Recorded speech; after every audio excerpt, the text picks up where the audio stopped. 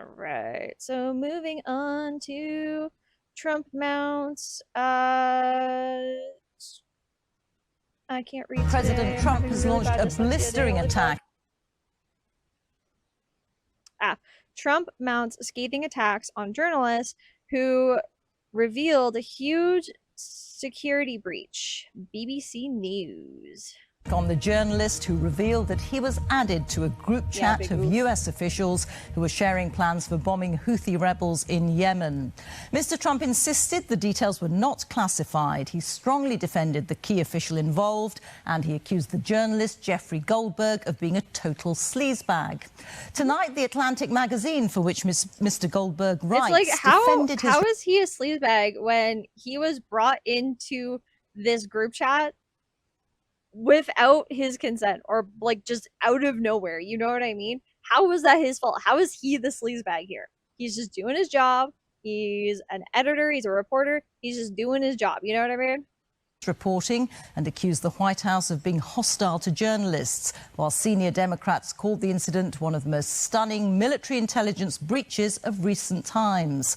I mean, Trump's always been hostile to journalists, though, and to the press and everything.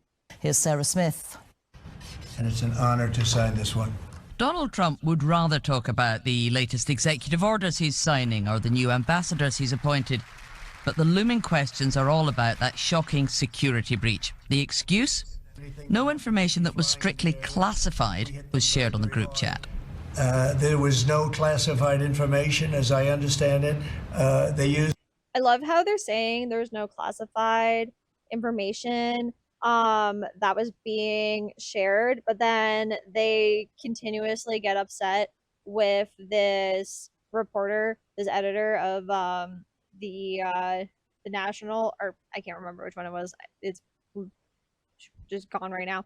But and saying that like, oh, he's so awful for posting about it. Oh, why is he sharing the text? Okay, if it's sensitive information, if it's classified, just say that, and maybe he won't. You know, like, why are we pretending like it's not and then getting upset and acting like it is when clearly it's important? Just a app, if you want to call it an app, but sometimes somebody can get onto those things. That's one of the prices you pay when you're not sitting in the situation room with no phones on, which is always the best, frankly. Another tactic is disparaging the journalist who was invited to join the group chat and read the messages about an ongoing military action. There's a lot of journalists in this city who have made big names for themselves, making up lies about this president, whether it's the Russia hoax. Mike Waltz, the guy who added the journalist to the group chat, is the one saying this right now, saying that there are a lot of journalists and reporters who make a lot of money disparaging Trump. You forgetting who added that guy to the group chat, sir? It was you. Or making up lies about Gold Star families, and this one in particular I've never met, don't know, never communicated with, and we are... Sir, how do you have his number on your phone then? How were you able to add him to the group chat then? That's the one thing that I don't get. He said this before he's saying this during this like press briefing, but he said it before on Fox News and on a couple different news organizations. And it's like, how do you have his number then? How do you have his number then? Explain that to me. And we are looking into... Did a ghost put it in your phone? Like, what the fuck? To him reviewing how the heck he got into this room. President Trump's top national security team, often right beside him on the Oval Office sofa, were all on the group chat. Vice President J.D. Vance, Defense Secretary Pete Hegseth, and the National Security Advisor Mike Waltz. The messages revealed Mr. Vance was highly skeptical about taking military action to defend shipping in the Suez Canal, as fewer American ships use it than European ones. He posted one message saying to Pete Hegseth, "If you think we should do it, let's go. I just hate bailing Europe out again." Mr. Hegseth replied, "I fully share your loathing of European freeloading. It's pathetic." I'm sure the BBC loved fucking reading that. Jesus. Pathetic. Hours before the American strikes on Houthi targets in Yemen, the Defense Secretary shared highly sensitive information including details of the targets, the weapons to be used, and the strike sequencing. The group was told the mission had been a success, and these messages started flowing in. John Ratcliffe, the head of the CIA, said a good start. Mike Waltz added some emojis. Marco Rubio... Oh my god, the emojis are crazy. The, like, fist, American flag, like, flame. Like, it's giving America. Fuck yeah. like, I would never... I mean, I should have probably suspected because it is America. But, like, I would never have expected that this is how, like, people who are planning war crimes, by the way, because they shot at a residential building to get their target.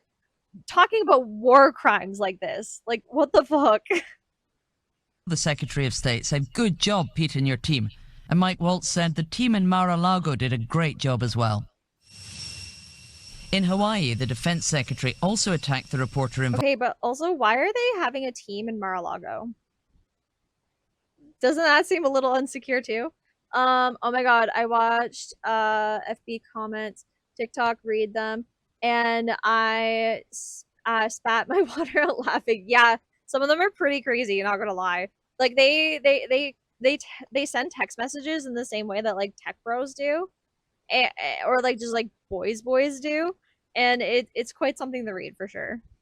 Involved as he denied sharing sensitive information. Why were those details Oh my god. shared?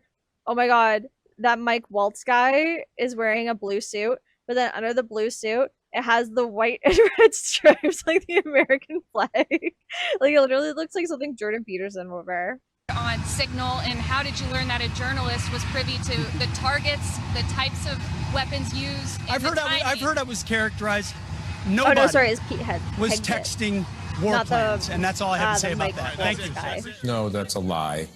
He was texting The other war dude that was on plans. the group text. He was texting attack plans when targets were going to be targeted. He was chief. The journalist was the chief editor at the Atlantic. I was almost right. I think I tried to say the National, but it was the Atlantic. How they were going to be targeted, who was at the targets. Jeffrey Goldberg, the journalist invited into the group chat, didn't publish details of war plans, but he insists he did see them. Facing some very tough questions today, some of the Trump administration officials who were part of that group chat. Director Radcliffe, this was a huge mistake, correct? No. This is utterly unprofessional. There's been no apology. There has been no recognition of the gravity of this. Seriously though, if a Democrat did this, they would never fucking shut up about it. The Republicans, they would never fucking shut up about this. They'd be like, oh my god, they're trying to sell us out to everybody out there. Oh my god, why are they using an app? Oh, that's so immature of them. Oh my god. Like they would be talking about this constantly. This error. President Trump watched the Yemeni strikes happen just over a week ago from Florida. He would vigorously attack any other president for a mistake like this, but so far he's supporting his officials, claiming this is just a glitch. And we can speak to Sarah now. And Sarah, it's not just in Washington where there'll be alarm over what's happened. No, absolutely not. Think of all of the allies who share information and intelligence with the United States. They have learned that highly sensitive information, whether or not it's classified, is sent around in messaging groups amongst these officials. I can't tell, but she has a very northern British accent, and I kind of love it. She could be Welsh, but she's got a very northern sounding accent. Really casually discussing what may and may not happen. Even if they hadn't inadvertently invited a journalist to join this group, it's still not the way that you think that these kind of national security conversations would be conducted.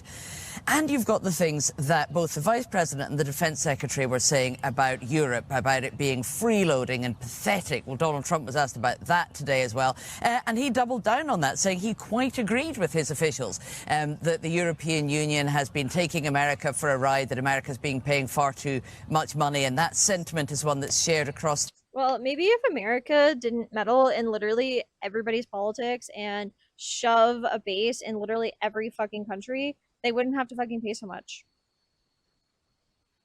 Maybe if America didn't try to be the world's police, we wouldn't have this fucking problem. The administration. So none of this looks very good for the allies with whom America has to share this information. And the excuse that none of it was classified, well, at least one top security official, former Biden administration officials, told the BBC, it's ridiculous to think that information about military attacks. My guinea pig fester is having a moment right now. You okay, baby? You okay? No, he's just trying to sleep. He's crying while he's trying to sleep. You can't get comfortable, my darling. I'm sorry. Attack plans wouldn't be classified. It's more likely to be highly classified. But here at the White House, they're not announcing an investigation into this, not trying hard to get to the bottom of how on earth this massive security breach could have happened. They're really eager just to change the subject and to move on. So they have just announced that the Vice President is going to travel to Greenland at the end of this week. And of course, you won't have forgotten that Donald Trump says he wants to take over Greenland. Which I will be talking about later. It's a very controversial proposal. So this is a rather provocative trip from the Vice President to go to that territory, almost certainly designed to distract us from this huge security breach here. But of course, if it doesn't work, if these denials aren't effective, Donald Trump may very well just change his mind and decide that he is going to sack one of his officials if that's the way to put the end to hostile headlines. That's the way things tend to operate here at the White House. Sarah, thank you very much. Sarah Smith reporting there. Yeah, I could see that being part of it, like him going to JD Vance, going to Greenland to distract Americans and everybody else in the world from the breach in security could be something to do with that. I think more, and one of the stories that I'll get to in a minute says it, but like I think more it's like a bullying tactic. Like they're trying to be like, oh, look at us, we're so powerful, we're just gonna come to your country whenever and just like just push our way in, bully our way in. As in, like, they're trying to, like, you know, make the country feel more like, make Greenland feel more like they're, you know, more insecure about the annexation threats than, you know, they really should be.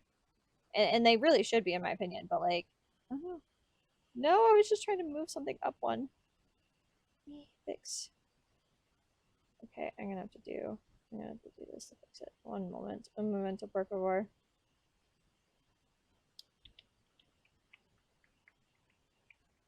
Go back up, please. Please. Please. Alright. Up a little bit more. Up one more. Okay. Alright, so now we are going to be meanwhile, south of the border, watching the CBC coverage of top U.S. intelligence officials grilled over Yemen war group chat. Top intelligence and national security officials in the Trump administration have faced a grilling on Capitol Hill today over the leak of a war plan outlining an attack on Iran-backed rebels in Yemen. The March 15th bombings raids were revealed after a U.S. journalist was included on a messaging app reserved for the vice president, the defense secretary, and other key advisors. The CBC's Sarah Levitt is in Washington following this for us. So, Sarah, take us through how this has been playing out there today. Well, Andrew, there's been widespread condemnation, mostly along party lines, but there is some bipartisan agreement. It's really being called like a bombshell, a national security disaster, a fiasco. So the Atlantic's Jeffrey Goldberg coming out with an article that said that the discussions of operational details about an imminent U.S. military strike on the Houthis in Yemen all took place on an unapproved app called Signal, a text messaging app. Almost all of the public part of the Senate Intelligence Committee hearing this morning was focused on this. At the hearing were two members who were actually part of that chat, CIA Director John Ratcliffe and the Director of National Intelligence, Tulsi Gabbard. Ratcliffe did acknowledge he was part of the chat group. Gabbard declined to comment, but later, when asked about the contents, she said she couldn't recall. It did get quite heated at one point. Let's watch Democrat Senator Mike Warner, who's the vice chairman of the committee, tussle with Gabbard. Director Gabbard, I'm going to give you this. Tweeted just 11 days ago, and I'm quoting you. Any unauthorized release of classified information is a violation of the law and will be treated as such. So if this information is classified, what are you going to do?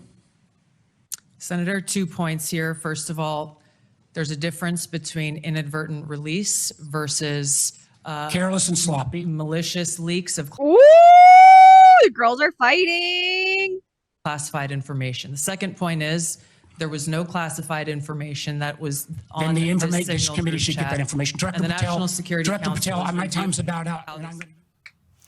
So you fucking tell her. Damn. They're getting fucking sassy. There were repeated calls for those text messages to be released if indeed classified information wasn't shared.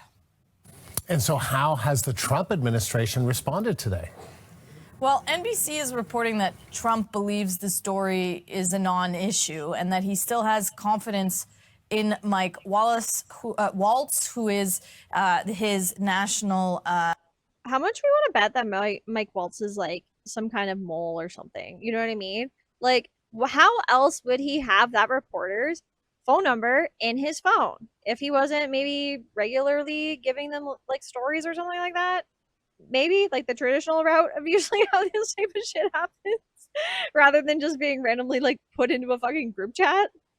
Advisor on intelligence he started the group chat, adding that the mistake of adding the journalist into the chat was, quote, the only glitch in 2 months. Trump's press secretary posting on social media this morning, essentially saying, one, no, quote, war plans. Like, Trump is still bitching about the classified boxes that were in Biden's garage. Like, there's no way if this wasn't a fucking Democrat doing the same thing that he wouldn't be fucking freaking out. Like, come on. They need to be so for real and be so fucking serious about this. Were discussed, and 2, no classified material was sent to the thread. Now, of course, the Atlantic's Goldberg disputes a tweet from the fucking press secretary. She's so annoying. That claim, saying he has the screenshots to prove classified material was sent, the specific time of a future attack, the specific targets and weapon systems used. Sarah, thank you. The CBC's Sarah Levitt, live in Washington. Damn. Okay, now we are going to go to why Comer says this Trump mic incident should have never happened. This is by Fox Business, so be prepared. It will be terrible. After this obnoxious ad.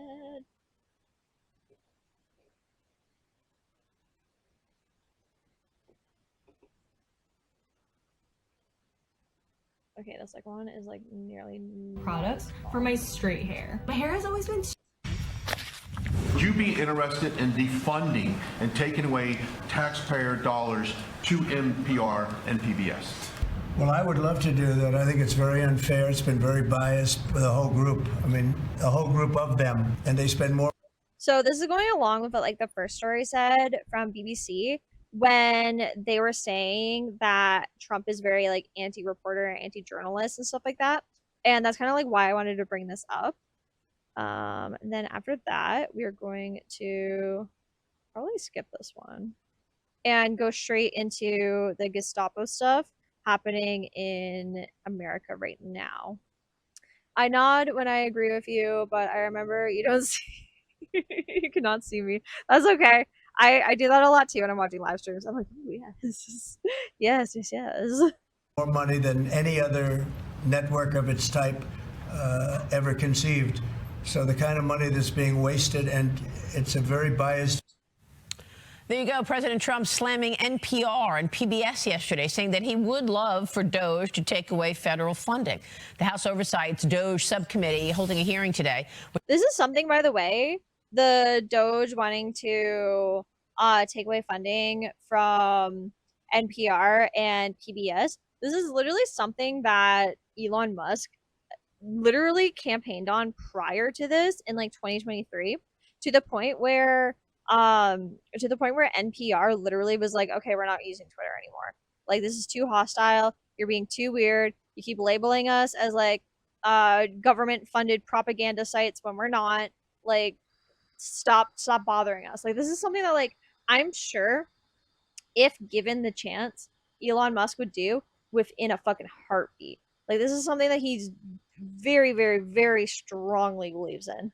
With the presidents of both of those networks, the hearing said to assess whether the American taxpayer should keep subsidizing those outlets. The Corporation for Public Broadcasting, which helps fund NPR and PBS, received more than $530 million in federal money last year, taxpayer dollars. More than $350 million of that money went to TV grants and programming. $90 million went to radio. Joining me right now is Kentucky Congressman and the chairman of the House Oversight Committee, James Comer. Mr. Chairman, good to see you. Thank you so much for being here. Good morning, Maria. All right, tell us what you want to get to the bottom of today in this hearing. Well, this is going to be the one opportunity PBS and NPR have to come in front of Congress and try to justify all the federal funding that they get. I think it's going to be a tough sell for them. We're going to have a lot of information that we just copied and pasted from their website, stories that they've reported over the years that are just incorrect. And, you know, if you look at what President Trump said, the amount of money that they get is breathtaking, and the quality of product that they produce, that's going to be the topic of this conversation today in front of the committee. They're going to have to justify the money they got, and I think they're going to have a tough sell. Yeah, I mean, they're also, of course, very critical of President Trump. I don't know if this is going to... I wonder why they're very critical of President Trump. Maybe he's terrible? Maybe he can't shut his fucking stupid mouth up? Something like that. Come up, but this was very... Maybe he's, you know, threatening to deport people constantly and literally grabbing people off of the streets. You know, things that should be criticized. Very striking, and really, I was struck by this incident, and I want to know if you agree and whether or not this comes up. This seems to me it could have been real dangerous. Watch this. For reacting to Donald Trump saying that he wants to Trump is talking to reporters, and a reporter is in the group NPR and PBS with her microphone, and the microphone hits President Trump in the face. I didn't know that. You know, he was very cool. Oh my God. He just got, well, it didn't like whack him. He just got lightly like in the face of the mic.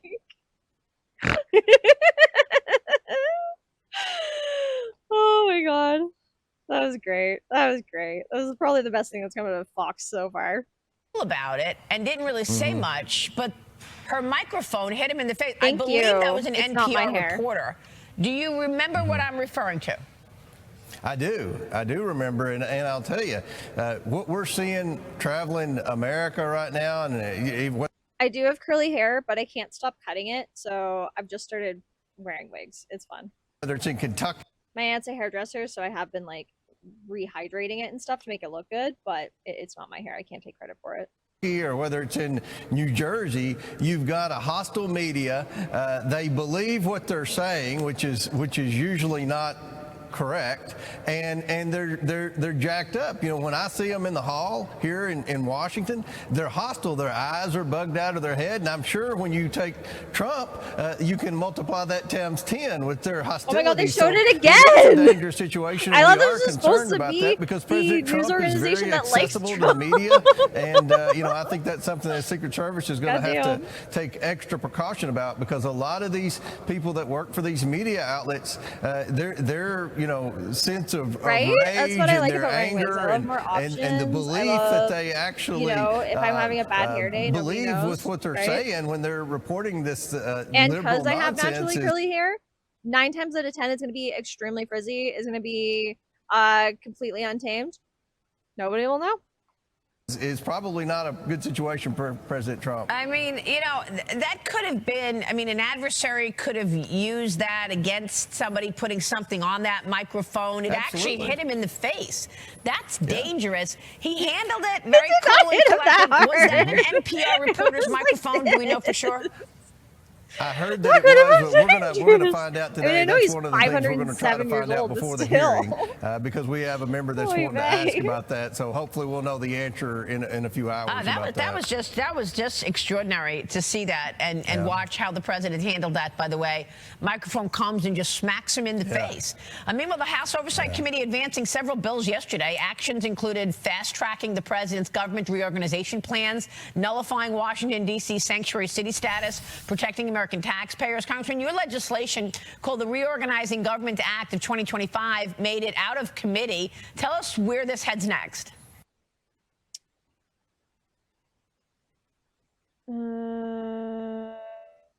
District of Columbia Federal Immigration Compliance Act. Ooh, they really want to go with the Nazi shit. Well, it's going to head to the House floor, and this is another tool that President Trump. Easy Dr. Cosplay. Oh my God, right? I didn't intend for it to be like very River song coded, but it totally is, and I love that too.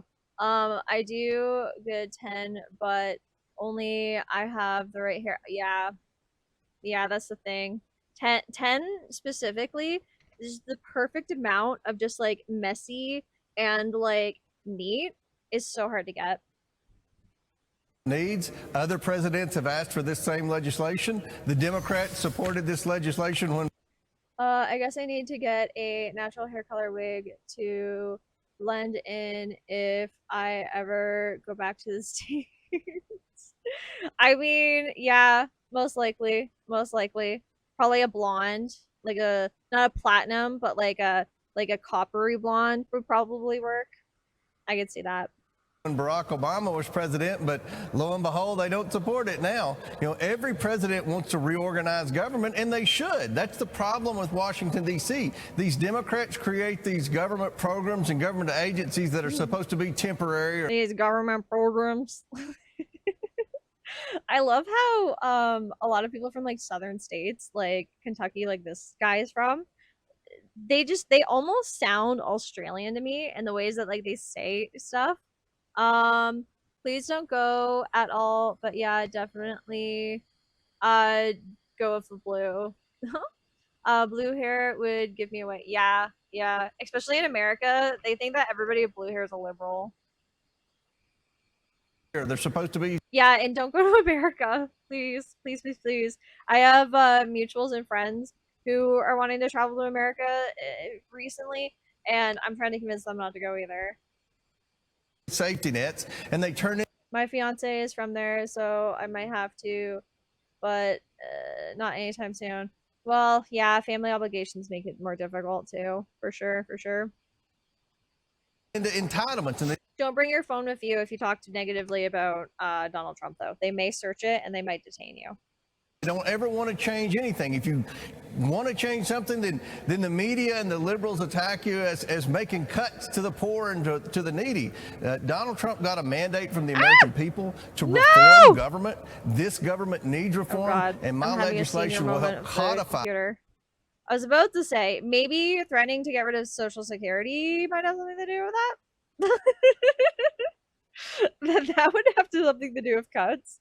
And like they literally are. They're like, oh, we're literally going to be making cuts so that we can fix the budget and stuff and find corruption. Like, this is the one thing that like always like fascinates me about Republicans and conservatives in general, is that like they'll do the thing and then they're like, wait, people think we're doing the thing? We're not doing the thing. It's like, bitch, you're doing the thing. We see it right in front of us. Like, shut the fuck up. Just admit to it.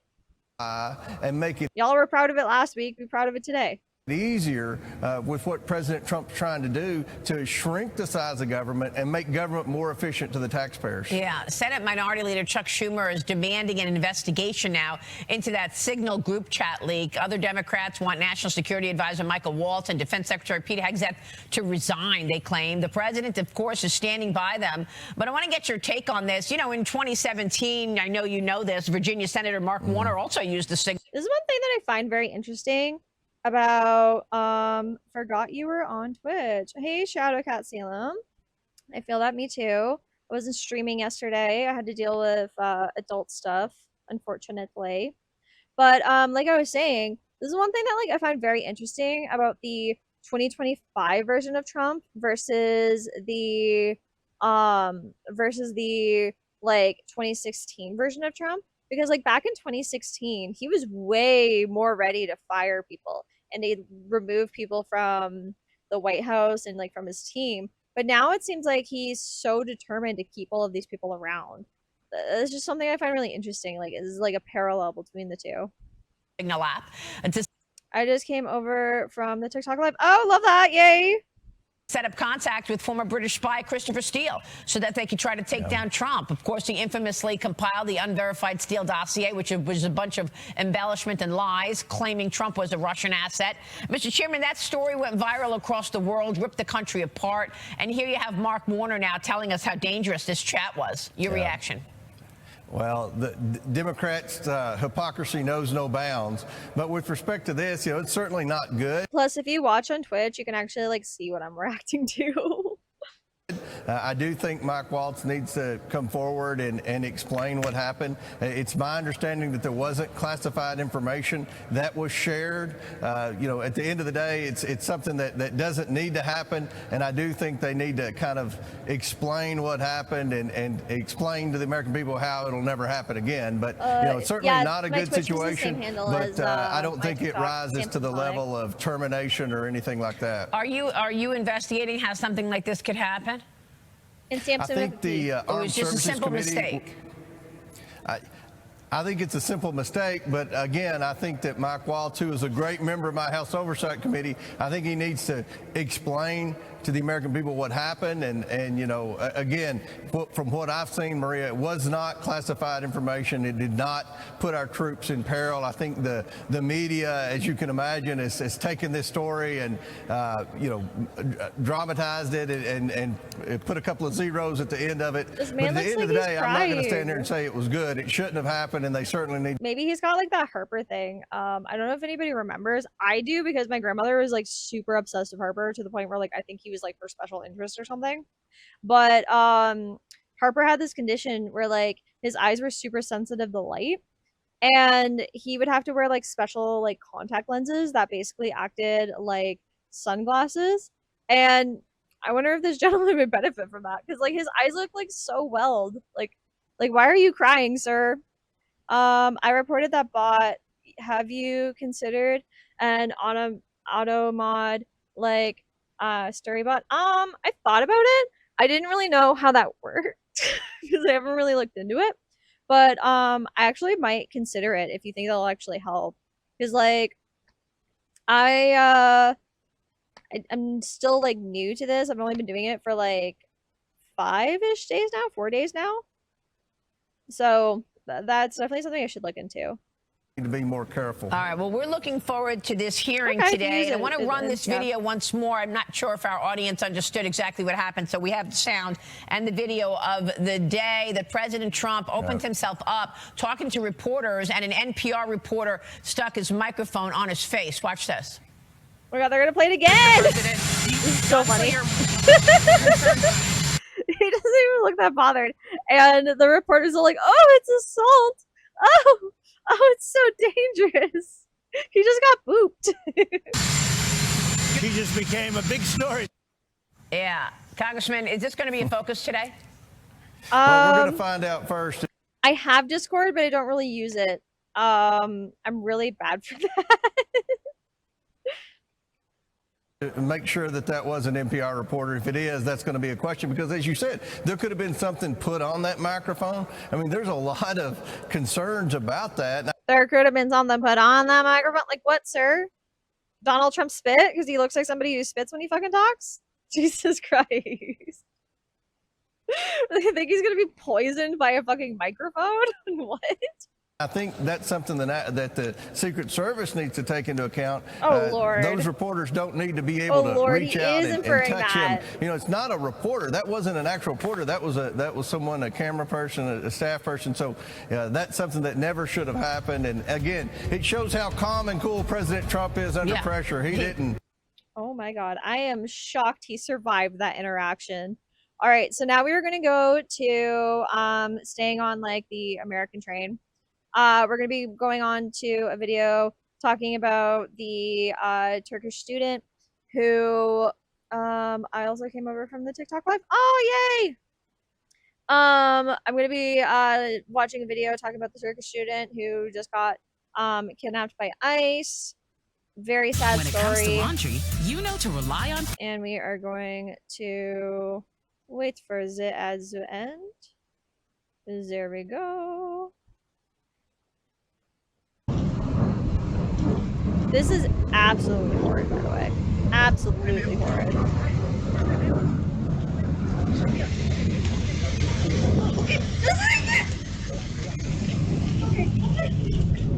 Trigger warning for anybody watching. This is going to be very, very, very, very, very traumatizing to watch.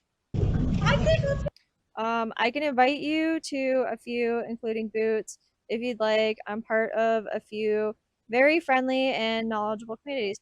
Maybe. I mean, I could consider it. I'm just like so not good at going on Discord, like at all. Like all of my friends get really annoyed with me for not being on Discord when like I do have it and I'm like never there.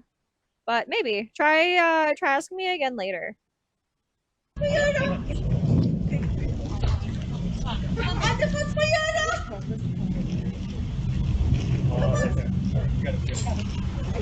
This is a good one. Okay, it's fine. I'm able to just come. Okay. Okay. Can I just close the car? Yep. Okay. Okay, with the police. Okay. Okay, let's go. Ma'am, you got it. Okay. Oh my God, don't worry. I was also there for MSN too. I was also there for MSN too. My going away message was always song lyrics or one of those like weird like animated things that like went over the full screen. It's a great place to share your stream and ask questions. Okay, true. I didn't really consider it like that too. Oh my God, yeah. Yeah, I used to use MSN all of the time. All of that kind of shit. Yep. We're gonna take it right to the camera. Come on. I'll show you everything. Okay. Sure. Yep. It's fine. And like the scariest part about this detainment for me is that I don't think they've come out and said that she was part of any protests or anything like that.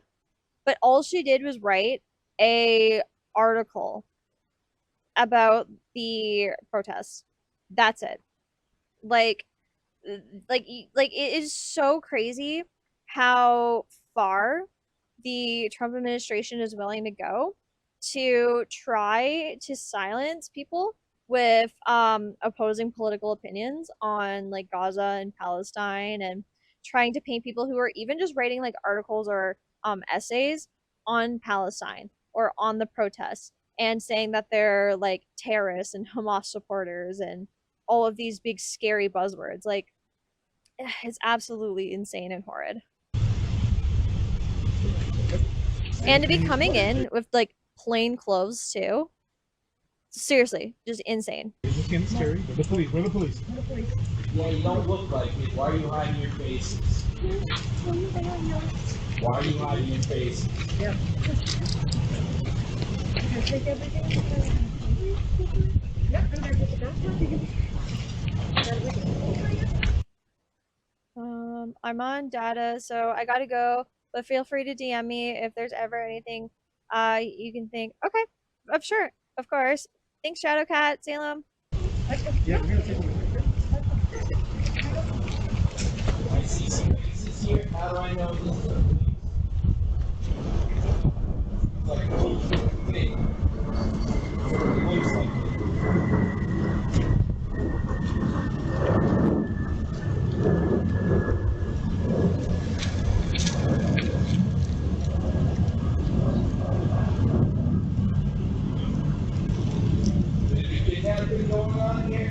Damn. And this is one of the more recent, like random, like kidnappings by like ICE and stuff that is going on in America right now, and is absolutely fucking horrid. Like I could not imagine living in America right now. I would feel so unsafe. Besides this video, showing the student, I also wanted to talk about very quickly the um the teacher who is going to be deporting to Canada because he's seeing the writing on the walls. And he's somebody who coincidentally was teaching about fascism and is now coming to Canada to try to get away from Trump's fascism. After the ads, of course, because I do not pay for YouTube yet.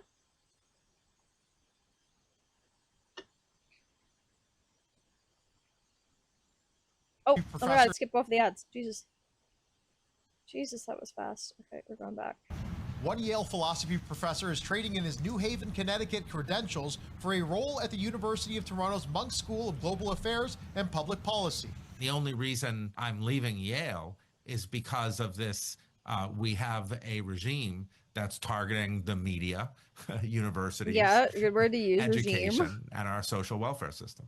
Jason Stanley is well known for his work on fascism and propaganda. He says right now, Canadian values. Yeah, he literally wrote the book on how fucking fascism works. And he's leaving America.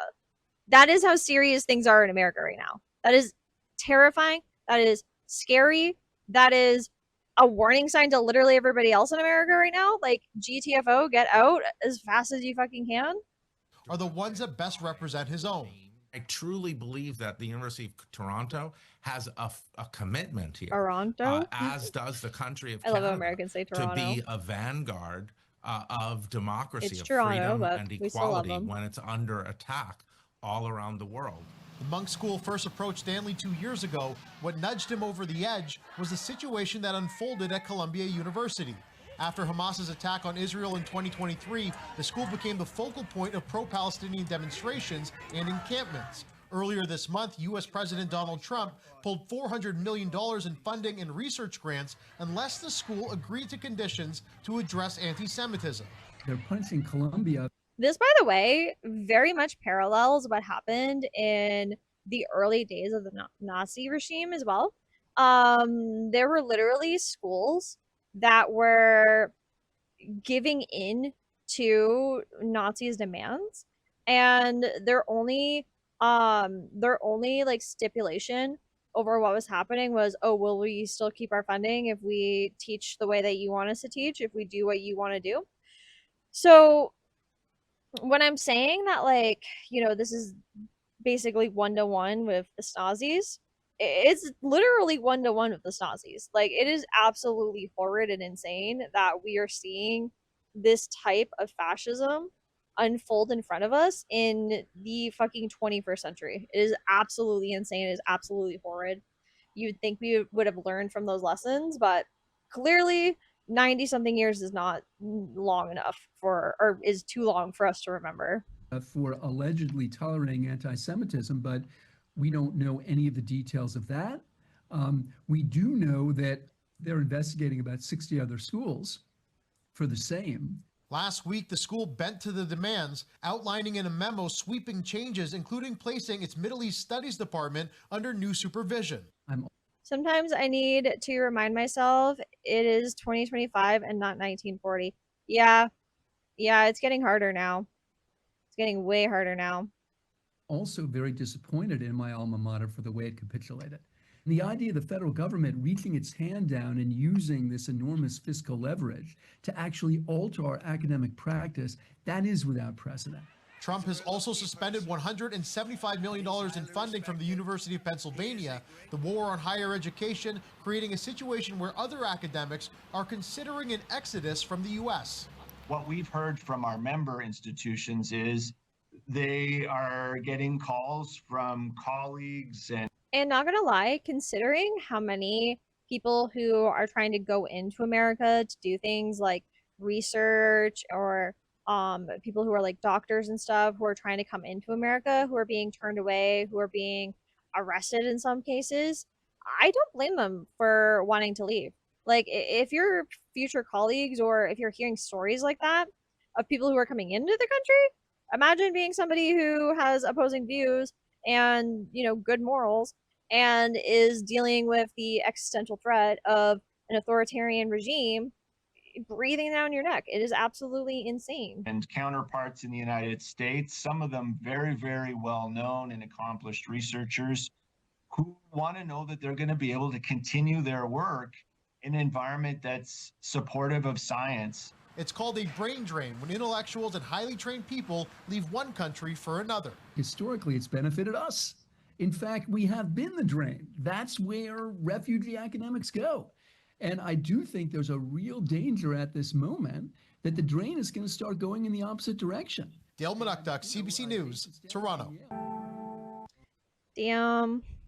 All right, now we're going to be moving on to MSNBC. The angry phase is coming. Toronto mayor slams Trump's trade war.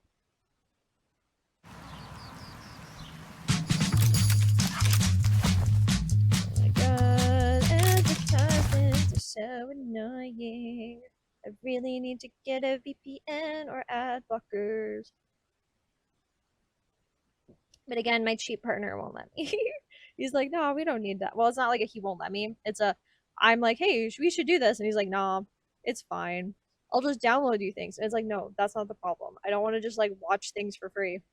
I also want to get rid of ads. They're so annoying. Like, ads on YouTube are almost as bad as ads on TV. I swear. Plus tariffs with retaliatory trade actions of our own. The last time I hung out with my parents, there were literally 10 ads in a row. It was 4.5 minutes of ads. Back to back to back to back to back on fucking cable TV. And I couldn't believe it. I was literally like in my chair going down like, what the fuck is this? And my mom's like, oh, it's just ads. It's just ads. Get over yourself. Oh, your generation can't watch anything. And it's like, bitch, you're barely fucking 18 years older than me, number one. And two, this is ridiculous. How could you sit through this? It was literally 4.5 minutes of just ads. That will have maximum impact in the United States and minimum impacts here in Canada. The old relationship we had with the United States, based on deepening integration of our economies and tight security and military cooperations, is over. What exactly the United States does next is unclear. But what is clear is that we, as Canadians, have agency. We can give ourselves. Now, I am planning on talking more about this speech a little bit later, but it is going to be the majority of the bulk of the part before MSNBC talks to the mayor of Toronto. Much more than any foreign government, including the United States, can ever take away. Says it's over. I feel like yelling, Shane, come back. We like the Canadians. Everybody like, who doesn't like Canadians? For God's sake, people. It's yeah. Like, we literally had comics in the 80s and 90s because it was so preposterous, talking about a war with Canada. Mm-hmm. What's that about, Mary? Mm-hmm. But yeah, not only did like comics make jokes about it, but it was also like a bit on like South Park for a while too, like having a war of Canada. It's insane. It's insane how within the last like couple months, how far Trump and his administration have just like escalated things. What is that about? I don't know. I don't understand. That's why I'm here to learn. Okay. Well, that was new Canadian Prime Minister Mark Carney responding to President Trump's latest tariff announcement, in which he plans to impose a 25% levy on cars and auto parts that are made outside the United States. This comes as Toronto's mayor is also looking to retaliate by restricting U.S. companies from bidding on the city's contracts. And we have the mayor of Toronto, Olivia Chow, is joining us now. She's going to explain all of this to us. She's in Washington today to attend a trilateral trade summit hosted by the U.S. Conference of Mayors, which will also include mayors from Canada and Mexico. And first of all, I mean, all kidding aside, I'm sure you understand, and the Canadians. I like the tiny little Toronto pin underneath the Canada flag. We appreciate the rep, Olivia Chow. The Canadian people understand how much Americans love Canadians. I mean, there's a little skirmishing right now. Obviously, the government but just the relations between our countries have been so positive for so long. Americans and Canadians continue to love each other. My brother lives in Seattle, is an American. It's been American since the 70s. So we have a lot of families, American Canadians. We do a huge amount of trade in Toronto to U.S. We buy a lot of American goods. Actually, we buy more goods than China, Japan, France combined. It's like Canada 500. does. Yes. Really? Yeah, because you're so close to us. Yeah. We buy all sorts of things. And this tariff business, totally senseless, I don't like, hurtful, have just stopped everybody in its track. Yeah. And it's going to hurt. It's going to hurt the cost of living of Americans because it means the gasoline price is going to go up, grocery price is going to go up, housing price is going to go up, everything is going to go up. Like, why? On both sides. And hey, Jim, as far as explainer goes, just for viewers, it's really come more into focus over the past week or so for me as I'm trying to sort through what. It's also nice to see a Canadian politician, and this is going to be like major stink on Danielle Smith, but it's nice to see a Canadian politician who's able to go to America and talk to media that isn't pro annexing us and that isn't, you know, basically cheering for our downfall and actually talking about the tariffs in a tangible way and not just like, we need to do it to protect Alberta. The world's going on here. When you and I were first bumping into each other on the Hill back in the mid-1990s, NAFTA was a huge thing. Right. And that really was a dividing line, NAFTA, which was held by adults are in the room Bill now. Clinton, Newt Gingrich, leaders on both sides, but populists, and I'll say such as myself, were very concerned about jobs that could leave America. And I think we're seeing 30 years later the impact of that. There are so many bonuses, but why would any politician be doing this? Because that lingering resentment that remains with a lot of working Americans, right? Yeah, but I've never heard too many Americans who have a lot of resent towards the Canadians. No, not right? toward the Canadians. Good to know. But it is about the populist movement to trade. And I think this is a little less about populism, and it's a commingling of two things that are on Trump's mind a lot these days. One is he does see all of these tariffs and tariff threats as bargaining chips, right? So he, like, some of it's real, some of it's not, some of it's on, some of it's off. That is being commingled, I think, in his mind with this idea. Yeah, which is a huge part of why, like, just going down there and fluffing him up isn't going to do anything about it. Another, like, point off of, like, Danielle Smith being like, you know, him using this as a bargaining chip and going down and basically just like kissing his feet isn't going to do anything but fuel him more and make him do it more.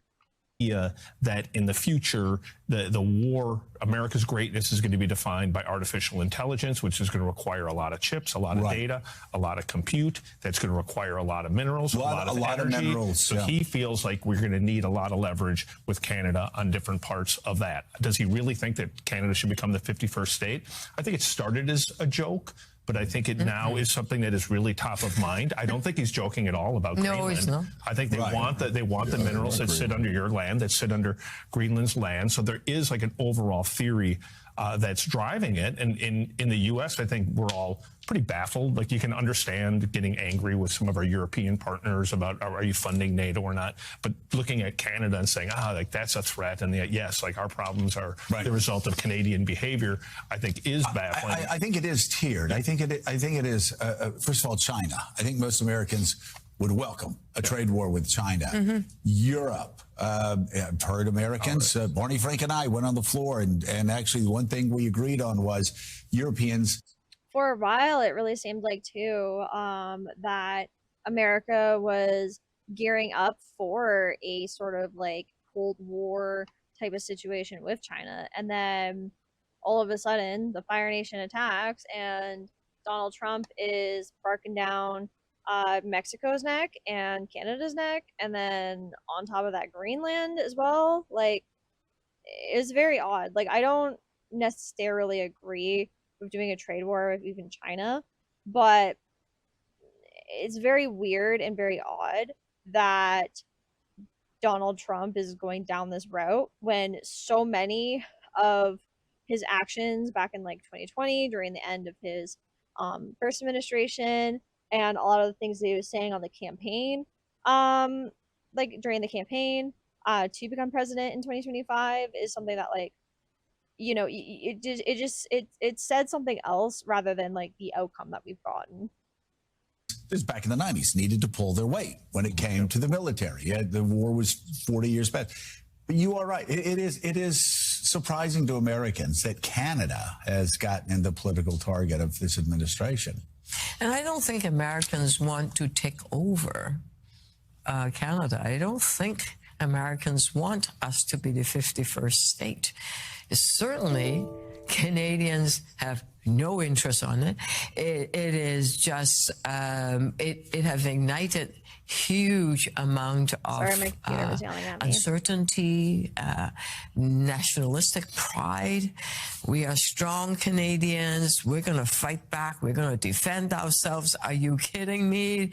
Don't you dare do that to us. And so first it was surprised. Now the angry face is coming in, and we're saying that we're not going to buy any Americans' good anymore. So there's all these buy Canadian apps that are happening across our nation. As the city of Toronto, we have put up Love Local sign. We've mounted a buy Canadian campaign, and well, fine, if you don't want our goods, we will also not buy your goods. It's going to hurt both sides, but I wish there actually were no people who did not want Canada to become part of the United States. Yeah, I just like wish that more people took it seriously. Like, I feel like a lot of the people who are saying things like, oh, we want America, or we want, America to absorb Canada and make Canada the 51st state. Like, I feel like a lot of the people who are saying stuff like that are mostly joking. I mean, I would hope. I don't believe Ben Shapiro is, because Ben Shapiro is a weaselly little snake, honestly, and he will say whatever it takes to make money. And I'm sure at the end of the day, he does end up believing a lot of what he says, but I feel like the average American, they either don't know it's happening, or they've heard of it and they just think it's Trump having a senior moment and just like move on with their day. Because like, I just don't like the idea of it. This is true too. Yeah, I think it's very true. And I think the Americans who do want that are mostly just like the very reactionary ones. Like the press secretary lady, whose name is just escaping me right now. She's a good example of that, where like she seems very, very, very committed to the cause. Like the way that she says, you mean our 51st state? And just all of that, just to me says either she's so for it, or she's so for owning the libs, the trolling type of thing, that like she doesn't care if it happens or doesn't happen, but she'd be happy if it did, you know? And that's why I kind of wanted to watch this on MSNBC, because like I wanted to kind of see how the liberal media in America would really react to this. And having somebody like Olivia Chow go on to MSNBC and talk about it, and like talk about the Canadian side of this, rather than just like seeing how Americans react to it. Because a few days ago I watched a video where like Americans were just strictly talking about it, and they were all like, yeah, we don't get it, it's so weird, blah blah blah. And then they were like kind of speculating. But it's good to see somebody who is dealing with it actually talking to Americans about it, and maybe more people will actually give a fuck about it, you know? We have to, because like I don't even see a lot of the bigger streamers out there, or like a lot of the bigger American political commentators on like YouTube or anywhere else really talking about it that much. You know what I mean? Like they'll mention it briefly here or there in like passing, but like not a lot of people are taking it like as seriously as I think they should. Defend us. On the American side, I mean. Canadians are not coming to the U.S. to That's travel right. either, by the way. I mean, that's almost ended. They're just, the numbers have gone down from like, from 1 million something to like, tens of thousands or so. It's huge. Yeah. It's, it's taken me a long time to realize, I'm sure it's taken Canadians months too, to see that what initially seemed like it was about bargaining and extorting concessions reflects something deeper. I mean, Donald Trump really does want to be this 19th century president. He wants to make America great again, but he also wants to make America bigger. He has this idea of extending boundaries. There is a manifest destiny quality, and Canada's in the way. And so, I'm pleased to see Carney explicitly and forthrightly say, no, we will resist this. That's right. The relationship we had is over, implicitly meaning as long as you talk this way. I'm curious how you think Canada's going to come back from where it is now. I mean, Donald Trump won't be president forever. Is this story going to revert to we can hope. The U.S.-Canada relations that we know, or are we really in a different era now forever? I can't really tell. That's what's a bit scary about it. Toronto is the 4th largest city in North America. We have a budget that's $79 billion. The tone, the feeling that I'm getting from Torontonians is that we're hurt.